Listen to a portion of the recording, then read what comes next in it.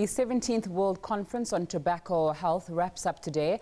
A declaration will be signed later. For more on this, we crossed our reporter, Glorious Musi in Cape Town. Good afternoon, Glorious. What would you say was the most important things that emerged from this conference? Good afternoon, Zinga. It is the last day of the conference today, and over the past few days we have heard of challenges that are faced especially by countries in Africa that are seen as vulnerable in terms of the lack of controls, in terms of regulations and implementation of regulations. We've heard of how the big tobacco companies are targeting countries in regions like Africa, where we in most countries they're saying we're still seeing advertising, which is banned in most countries, which is banned in the developed world, where we're also hearing that because of Africa's economic growth and the young population, the tobacco companies are targeting that group of population to increase their profits, as their sales in the West are dropping because of the strong regulations, because of people also having stopped smoking. We've heard of challenges like how about 7 million people die every year because of tobacco-related diseases, about a cost of about $2 trillion a year, a cost of having to just dealing with tobacco-related issues.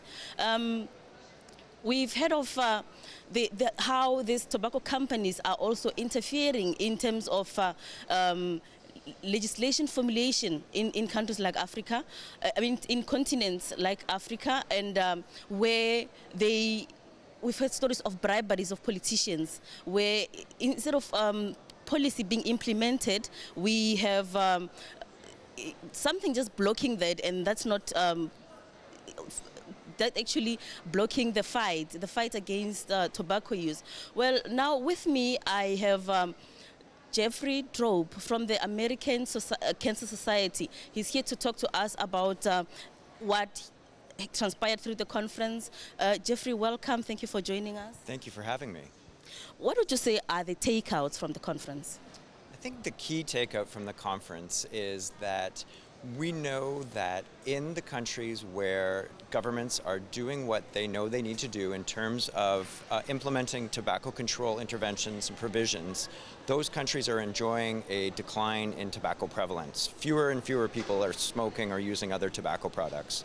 And in the countries where they are not implementing these tried and true measures, they're having terrible difficulties. Either smoking is continuing at a high pace or is in many countries getting much worse. In Southern Africa and in some countries in East Africa, especially, our neighbor Zimbabwe, they farm tobacco. How do countries like those work around curbing tobacco when it's a source of revenue for their economies? It's a very good question, and what we've learned over the last few years of doing some very intensive research is that the livelihoods of these tobacco farming families is very bad, and very much, oftentimes much worse than their neighbors who are growing other products. But they're stuck in a cycle of usually debt. Oftentimes they're in contract relationships with the tobacco leaf buying companies, and they're struggling. They're struggling economically and therefore also just in general well-being. So our suggestion is governments need to take a more proactive role and help these farmers, for example, find markets for their goods, establish better supply chains, help connect sellers to buyers, to help with value addition, so develop the value chain so that farmers aren't just always selling just the most primary good, but instead are doing extra in order to earn more money when they sell their goods.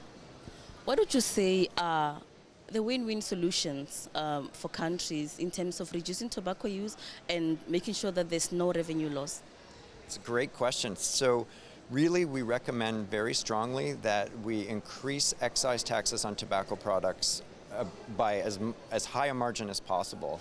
There is almost never a situation where you can increase your taxes so much that your revenues decline. In fact, it's quite the opposite. So you get a win-win because you increase your revenue, or increase your taxes, your revenues go up substantially, which you can then reallocate back to health and education, for example, and your tobacco consumption goes down, and so you reap the rewards of a healthier society and a more productive society.